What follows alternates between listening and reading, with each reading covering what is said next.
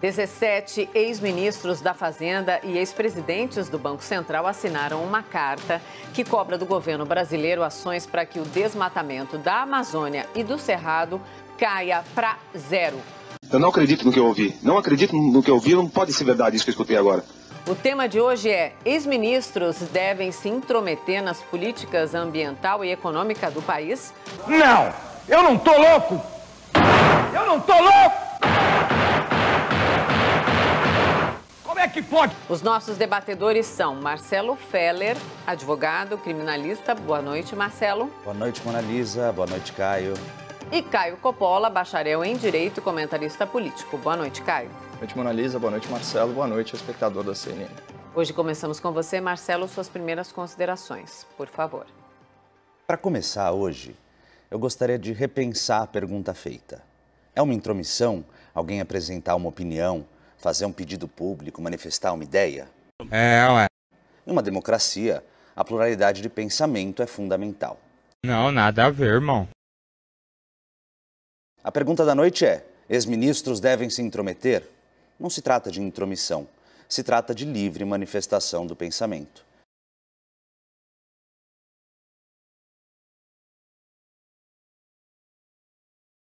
Assim como é livre também o que hoje está com a caneta na mão decidir se leva ou não determinadas opiniões em consideração no momento de decidir.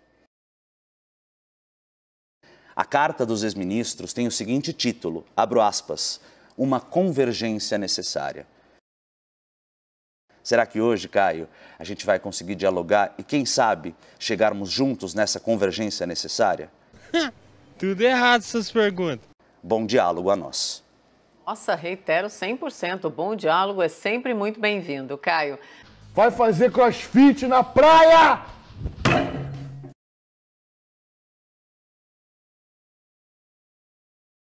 Suas primeiras considerações, então, por favor. Conte com isso, doutor, até porque, pelo menos nessa parte inicial, haverá um raro momento de convergência absoluta, né? Retomando rapidamente a pergunta do debate aí para o telespectador. Ex-ministros devem se intrometer no governo? Bom, eu não vejo qualquer problema em críticas e propostas formuladas por membros de governos anteriores, mesmo que elas não sejam pertinentes no seu mérito e ainda que elas sejam inexequíveis na prática, né? Isso porque eu sou um defensor, assim como o doutor, da liberdade de expressão e do pleno exercício dos direitos políticos por todo e qualquer cidadão, inclusive ex-ministros. Mas aquele que atira a pedra, sendo ele pecador, também se torna alvo. E ao longo do debate, eu acho válido explorar as manifestas contradições entre as ações do passado, né, e o discurso de agora por parte dos signatários da Carta. Uhul! É preciso que o espectador considere o seguinte fenômeno. Né, como estão todos abraçados em oposição ao governo Bolsonaro, de certa forma eles se tornam imunes às críticas de uma imprensa cada vez mais enviesada. Mas aqui nós estamos para oferecer um contraponto em nome da pluralidade tão prezada pela CNN. Né? A repercussão dessa carta ela se deu principalmente, né, em razão dos seus ilustres signatários, um ex-presidente da República, ex-ministros, ex-presidentes do Banco Central, do BNDES, é só primeiro escalão. Ou seja, a carta ela já nasce embalada pelo famigerado argumento de autoridade. Por isso, esse é o primeiro ponto que eu pretendo endereçar nesse debate. Vamos começar pelo embaixador Rubens Recupero, ex-ministro do Meio Ambiente, ex-ministro da Fazenda do governo Itamar Franco. Então, sobre esse distinto senhor, que foi recentemente entrevistado aqui no programa, é digno de nota o inesquecível escândalo da parabólica. Em 94, antes de iniciar uma entrevista e sem saber que estava sendo televisionado para milhares e milhares de lares ao redor do Brasil, o senhor Recupero proferiu a seguinte pérola da malandragem em rede nacional: eu não tenho escrúpulos. O que é bom, a gente fatura, o que é ruim, a gente esconde. Essa é praticamente uma confissão de falta de transparência com o cidadão brasileiro, o que ensejou a sua renúncia. E não bastasse esse embaraçoso fato biográfico, adivinha a ocupação do senhor Recupero entre os anos de 2004 e 2018, auge da corrupção no Brasil. Ele foi membro do Conselho do Odebrecht, uma empresa que se notabilizou por ter um departamento dedicado ao pagamento de propinas a políticos. Outra signatária da carta é a senhora Zélia Cardoso de Mello, empossada pelo seu primo, Fernando Collor, como ministra da Fazenda em 1990. Eu não acredito no que eu ouvi. Não acredito no que eu ouvi, não pode ser verdade isso que eu escutei agora. Aliás, a propósito, né? Para um outro primo, o Collor reservou uma vaga no STF. O nome do agraciado é Marco Aurélio, aquele que numa canetada solitária tentou soltar milhares de presos no final de 2018. Mas voltando à prima do ex-presidente, certamente os espectadores mais vividos da CNN sentiram na pele e se recordam do confisco da caderneta de poupança, que foi capitaneado pela Zélia Cardoso de Mello. É lamentável. Outro exemplo ilustrativo dos destacados signatários dessa carta é o senhor Maílson da Nóbrega, que, segundo a sua autobiografia, precisou do aval de um empresário, o senhor Roberto Marinho, para ser nomeado como ministro da Fazenda do governo Sarney. Inclusive, ele ficou sabendo da sua promoção ao cargo pela Rede Globo e não pelo presidente da República. Mas aquela boa impressão que o senhor Maílson causou no magnata das comunicações não se traduziu em êxito econômico para o Brasil. Durante a sua gestão como ministro da Fazenda, o país permaneceu sofrendo com a hiperinflação, registrando a marca histórica de 1.700% ao ano. Em 2019, prefeito de comparação, esse número foi de 4,31%. Mas também, sejamos justos, esse fracasso retumbante em solucionar o problema da inflação, grande causa da desigualdade social e do empobrecimento da população mais vulnerável, também é compartilhado pelo economista que antecedeu Maílson da Nóbrega no governo Sarney, o senhor Luiz Carlos Bresser Pereira, pai do Plano Bresser. Pra vocês terem uma ideia, o senhor Bresser chegou ao ministério com uma inflação preocupante de 22%. E para combater essa situação, ele lançou mão aí de umas políticas radicais como aumento de impostos, congelamento de salários e preços. Após 6 meses de extremo intervencionismo, a inflação, que era de 22%, registrou um índice alarmante de 366%. E o que mais esses ministros da hiperinflação, o senhor Bresser, o senhor Maílson, têm em comum? Ambos assinaram a tal da carta. Assim como o ministro que capitaneou as privatizações neoliberais dos anos 90, sobre as quais pairam fundadas suspeitas de favorecimento e constituição de oligopólios. E assim como tantos outros nomes, né, que ligaram aí as suas reputações ao lulopetismo, um projeto político criminoso responsável pela arquitetura dos maiores escândalos de corrupção da história nacional, Mensalão e Petrolão. O meu ponto aqui é muito simples. Não são anjos que assinam a carta, assim como não são demônios que ocupam os postos no governo. Cada ex-autoridade que subscreveu a carta teve a sua cota de contribuição para o bem e para o mal do Brasil. Isso ao longo das últimas décadas. Ou será que o presidente Bolsonaro encontrou um Brasil em ordem, com terreno fértil, para implementar imediatamente uma economia verde de primeiro mundo? Haja hipocrisia. Para ficar em um exemplo, só um exemplo bem óbvio, isso de natureza ambiental, os governos anteriores foram incapazes de quebrar o quase monopólio estatal do saneamento básico. Então, como consequência, esse país entra na segunda década do século XXI com 100 milhões de pessoas sem acesso a tratamento de esgoto e 35 milhões de cidadãos sem a dignidade de serem abastecidos por água potável. Essa é a herança legada ao atual governo pelas gestões do MDB, do PSDB e do PT. E percebam o ridículo que é cobrar sustentabilidade entregando um país com metade da população com o pé no esgoto. E vamos trazer aqui à luz um fator que deveria ser sempre evidenciado no debate público, mas que por alguma razão é sempre varrido para debaixo do tapete. Ao criticar o governo Bolsonaro, nenhum governo anterior e, por extensão, nenhum membro das administrações passadas possui o que em ética os ingleses, os americanos, chamam de moral high ground, ou seja, uma superioridade moral que ajuda a legitimar a crítica. E por que os signatários da carta não detêm essa superioridade? Porque todos os governos anteriores, sem exceção, foram envolvidos em escândalos de corrupção, ao contrário do atual governo federal, pelo menos ao que se sabe até o presente momento.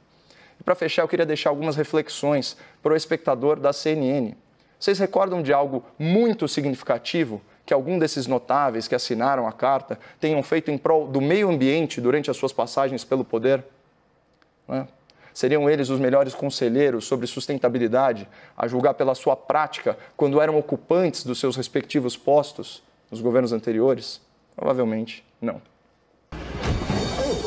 Vamos então ao debate. Marcelo e Caio, por favor. Caio, estou pensando, com todo respeito, faço a brincadeira, em trazer uma cartelinha no próximo debate com algumas palavras que você reiteradamente repete, como lulupetismo, corrupção, ataque a outras pessoas, porque certamente eu vou gritar bingo em determinado momento da sua fala. Tirando os ataques, vai dar bingo mesmo. Então, Caio, eu gostaria que a gente saísse da discussão. Eu disse na minha fala inicial, eu tenho críticas aos governos anteriores, tirando raríssimas exceções, a gente teve gente mais preocupada com o meio ambiente, mas eu concordaria com você para dizer, olha, é difícil aceitar críticas de quem poderia ter feito tão mais pelo meio ambiente, mas me parece que há no mínimo, equívoco da sua fala, ao dizer que estes ex-ministros estão criticando o governo, batendo no governo. Eu vou ler como termina, Caio, a carta, e você me diz se você entende que isso é uma crítica. Eles dizem, abre aspas, frente a todos esses desafios e também oportunidades, nós estamos dispostos a contribuir para a construção de uma agenda concreta para tornar a economia de baixo carbono realidade e mitigar os enormes riscos associados à mudança do clima global. O momento exige convergência para que seja possível construirmos um futuro mais sustentável, inclusivo e próspero para a atual e as futuras gerações. Essa é uma fala assinada por todos que me parece completamente incriticável. Não dá para criticar. Não, nada a ver, irmão. Aliás, Caio, e sem falar de governos anteriores e de ataque a terceiros, eu te perguntaria, e sem um diversionismo retórico, você acha boa a política ambiental do atual governo?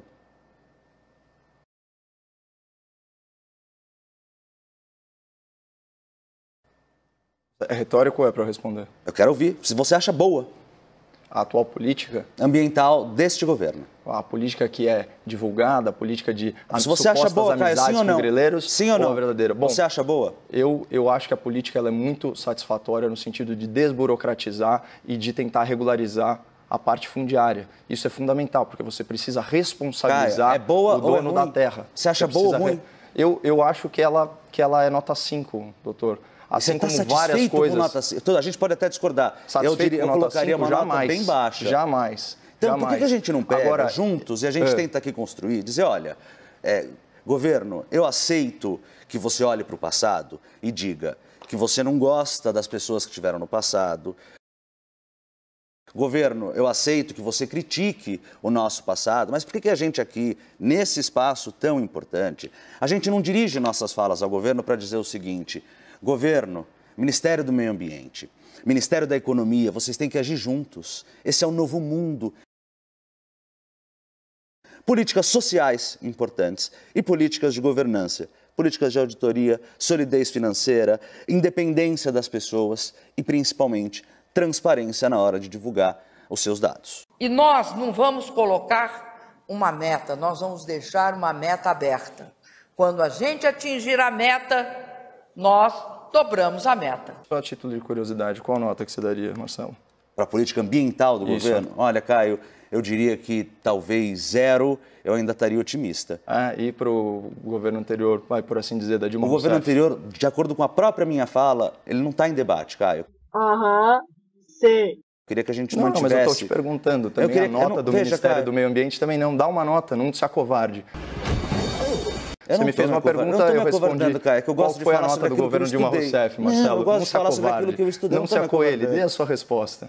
Caio, é porque o que impressiona, agora é minha fala, já que você se recusa a responder, não estou me recusando agora é minha fala. Tá, então pense aí na nota. Eu precisaria estudar o assunto, eu não vim hoje estudado para isso, Caio. Peraí, doutor. Os recordes de desmatamento, todos os recordes de desmatamento se deram durante o governo lulopetista, olha lá, pro seu bingo, né? Inclusive os recordes de queimada, é só pesquisar, 2004, 2009, estude um pouco a fundo e você vai ver. Então assim, se fosse o gabarito ideal, né? Realmente a nota do Ministério do Meio Ambiente pode ser muito baixa, principalmente no aspecto de comunicação, onde ele está perdendo a guerra narrativa e deixando o protecionismo europeu praticamente tirar a Amazônia das nossas mãos. Mas, enfim, O ponto é o seguinte, em comparação com outros governos, por incrível que pareça, é muito melhor. Até porque as queimadas, como eu já tive a oportunidade de trazer para o espectador da CNN, ela está dentro da média histórica, até menor que a média histórica, esse suposto recorde de junho, isso segundo informações do próprio portal G1. Agora, endereçando aí as suas falas, Marcelo, você não manda no debate e muito menos na minha fala, né? Como diriam os italianos, qui comando io.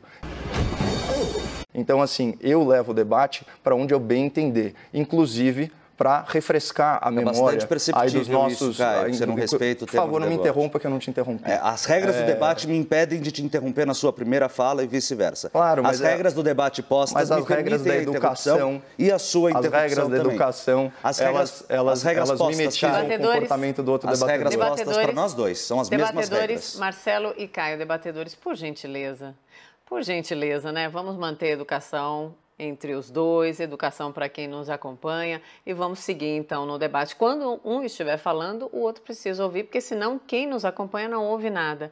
Ué.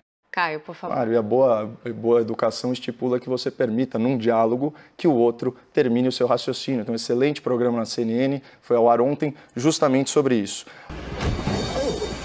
E eu sempre vou falar da corrupção e do lulopetismo, porque eu acho que uma excelente forma de você analisar um governo é em comparação com a realidade prática de governos anteriores. É simples assim, né? E eu não faço ataques, Marcelo, eu faço críticas. Se eu fizesse ataque, eu já teria sido processado, nunca fui, e teria inclusive perdido. E como que você pode chamar de ataque, né, a simples repercussão de dados biográficos das pessoas que assinam a carta? Quando você vem aqui que fala que se tratam de grandes autoridades de vários governos, você está justamente usando o argumento Magister Dixit. Então, o professor disse, não importa mais.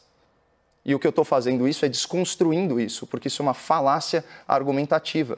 Vamos analisar qual foi o papel de cada um desses para o meio ambiente. E aí você vem falar que o tom da carta não é de crítica, você certamente não leu as manifestações, principalmente na coletiva de imprensa que se seguiu a manifestação dessa carta. Eu vou ler alguns trechos repercutidos pela Folha de São Paulo, inclusive do senhor Rubens Recupero, que é um embaixador, portanto um diplomata. Olha o que ele disse. A Folha hoje, só para eu lembrar, a Folha de São Paulo hoje está válida ou não? Ou falou enviesado? Só para eu lembrar.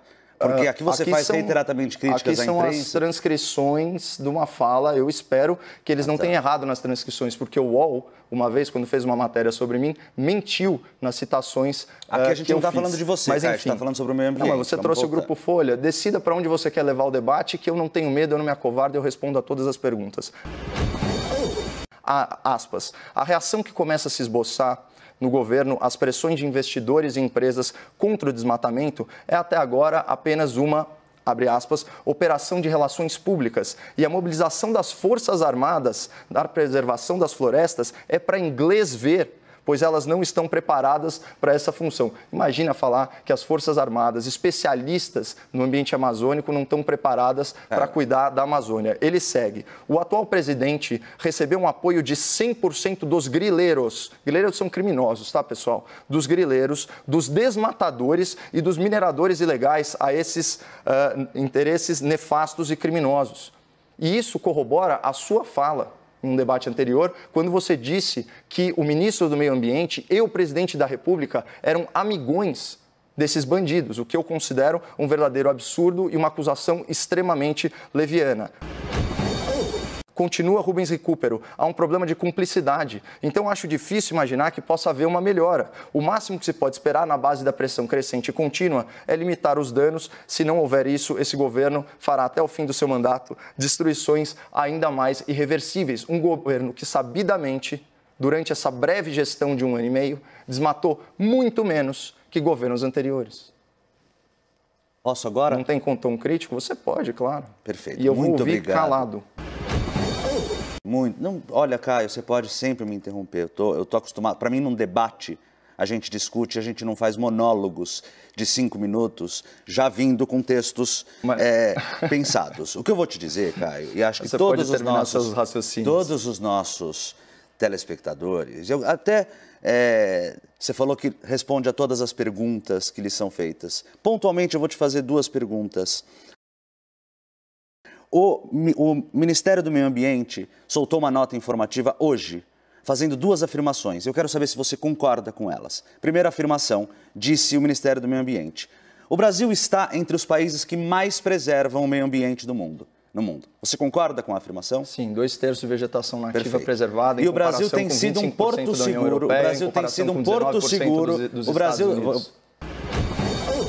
O Brasil tem sido um porto seguro e um destino importante para o fluxo de investimentos diretos estrangeiros.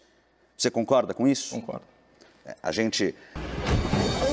Realmente, daqui a pouco, eu acho que a gente vai estar discutindo se a Terra é ou não redonda, porque é inacreditável, com todo respeito, é inacreditável que alguém que tenha assistido notícias, que esteja vendo o mundo, as empresas, e como eu disse na minha fala inicial, é evidente que existem agendas aí,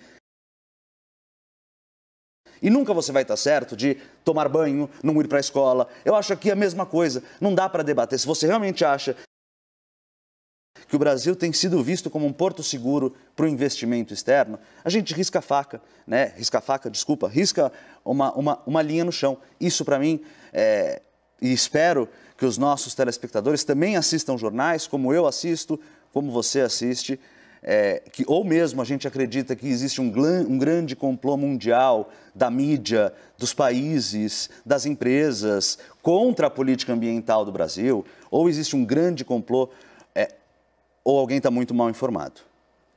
Bom, o progressismo é mesmo o campo ideológico daqueles que se julgam debatedores, mas não gostam muito de debater. A pergunta foi muito clara. O Brasil protege seu meio ambiente? Sim, o Brasil é líder mundial em proteção ambiental, 2/3 da vegetação nativa preservada, 84% da matriz energética renovável. Você vai para a Europa, esse número é inferior a 10%, pessoal. Sabe? Então, por favor, vamos nos ater ao quê? Aos dados e não às narrativas. Os números estão aí escancarados para quem quiser. Nós temos um Código Florestal moderno que nos biomas mais sensíveis, inclusive o amazônico, não permitem que os proprietários de terra usem mais de 20% da sua propriedade. E o fenômeno do desmatamento não é causado pelo agronegócio, não é causado pelo governo federal e muito menos pelos militares. É principalmente uma população vulnerável que, na ausência de oportunidades, se dedica a atividades extrativistas ilegais. É só comparar, doutor, já que você quer estudar o assunto, os dados do desmatamento do Pará com os dados do Amazonas. São os dois grandes estados da região amazônica. O desmatamento do Pará é muito maior. Por quê? Porque em Manaus existe a Zona Franca. Então você cria uma oportunidade de desenvolvimento sustentável na área amazônica que afasta as pessoas de atividade ilegal. Quando você fala que o Brasil é um porto seguro para investimentos, o que há de errado de concordar com essa afirmação? Se você está investindo agora no mercado de ações, você não compraria ações de empresas nacionais? Você não acredita na retomada econômica brasileira? Então, sim, o Brasil preserva o seu meio ambiente mais do que todos esses países críticos. E, sim, o Brasil é um bom lugar para investimento, exceto se essa narrativa falaciosa, de origem protecionista, prosperar. Aí realmente fica mais difícil. Eu queria só trazer aqui para o espectador da CNN o Plano Nacional de Combate ao Desmatamento Ilegal, que foi publicado no final de 2019 e que tem 5 eixos. Né? Ninguém praticamente na imprensa repercutiu isso. Então você tem o primeiro eixo de fiscalização, comando e controle, que estabeleceu inclusive, né, o presidente, né, colocou a garantia da lei e da ordem no território amazônico, justamente porque esse governo pegou um IBAMA completamente sucateado, certo? E aí coloca os militares para auxiliar na proteção do bioma. Outra coisa, pagamento por serviço ambiental, né? Remunerar as pessoas que têm boas práticas ambientais, o proprietário que tem boas práticas ambientais, dá bônus para isso, são os PSAs, né? Você tem também as ZEs, né? O zoneamento econômico ecológico. Isso não existe até hoje por causa do ambientalismo radical, que é contra a exploração sustentável e legal das áreas. Eles preferem um protecionismo completamente alheio à economia que causa o fenômeno que eu descrevi mais cedo, que acontece, por exemplo, no Pará. Regularização fundiária. A ministra Tereza Cristina sempre bate nessa tecla. Você tem que estabelecer a titulação da propriedade. Como que você vai responsabilizar alguém se você não sabe quem é o dono da terra? E aí você vem me falar, vem fazer de novo essa leviandade de falar que o presidente da República é amigo de madeireiro, que o ministro do Meio Ambiente é amigo de grileiro. Isso é um absurdo. Isso é ataque, doutor. Isso é ataque. Não fazer uma crítica com base na biografia pública de pessoas que assinam uma carta sem moral nenhuma, com o devido respeito. E a agenda, óbvio, da bioeconomia. Esse é o 5º eixo desse programa, que foi publicado no final de 2019 e que ninguém conhece. Por quê? Porque só se divulga a narrativa de que a Amazônia está em chamas, né? De que a fuligem que cobriu São Paulo veio da floresta amazônica, que nunca antes na história desse país houve um caos tão grande, quando todo o recorde de desmatamento se deu justamente nos governos apoiados e com participação dos signatários da Carta. É elementar, é hipocrisia pura. Vamos para os argumentos finais. Você já completa, Caio, os seus argumentos e depois o Marcelo, pode ser? Pode sim. Então, por favor. Deixa eu retomar aqui o tema. Bom, como eu disse já no debate anterior, o Brasil não só preserva, né, a sua vegetação nativa, como ele também é credor, né, em créditos de carbono do assim chamado mundo desenvolvido. Então, eles estão em falta. Isso considerando o protocolo de Kyoto, mas também as medidas da ONU relacionadas ao meio ambiente. Então é o contrário, aqui está havendo uma inversão moral, né? O Brasil paga a conta com preservação ambiental. Vamos lembrar que 25% dessa preservação se dá em propriedades particulares. O Brasil paga essa conta da poluição do mundo desenvolvido. Sabe, esses dados são tão claros. Pô, você vai na União Europeia, só 25% da área está preservada. Nos Estados Unidos é 19%. Né? O que eles usam de combustíveis fósseis.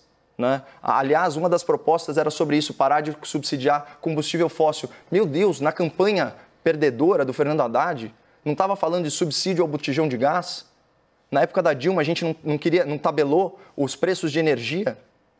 Então, vocês percebam como é hipócrita, como é contraditório, né? Você querer agora, né, ser engenheiro de obra feita, sendo que o que você construiu ficou muito aquém do mínimo necessário. E vamos lembrar, né? Você pega assim, durante o auge, né, o boom das commodities, o Brasil estava cheio de dinheiro, quadruplicando o orçamento. E o que aconteceu? O IDH amazônico continua o pior, a região mais rica do mundo, o pior IDH do Brasil. Essa é a realidade herdada pelo governo federal. Os argumentos finais, Marcelo, 1 minuto, por favor. Muito obrigado, Mona Lisa. Caio, eu noto argumentos bons, eu gosto de coisas que você fala, eu acho que você tem coisas que falam que são inteligentes, que eu acho que a gente poderia juntos pensar em melhorar o país. Hoje eu achei que o tema do debate, eu fiz essa provocação no começo, inclusive, que a gente ia pensar numa construção coletiva de uma agenda para o futuro, de uma agenda positiva. Sim. E você, Caio, com todo respeito, você faz uma coisa que eu acho muito perigosa. Você estimula a polarização. Você estimula sempre o nós versus eles. Você estimula sempre a discussão sobre o passado, que ele deve ser olhado, evidente. O passado ele deve ser olhado não para pautar o nosso futuro, mas para sempre nos trazer de volta e sempre nos relembrar o que aconteceu no passado. E você sempre critica a imprensa. Eu faço aqui uma ode à imprensa, porque, com todo respeito, é este governo, com a manipulação de dados, a completa ausência de transparência, não fosse a imprensa livre deste país,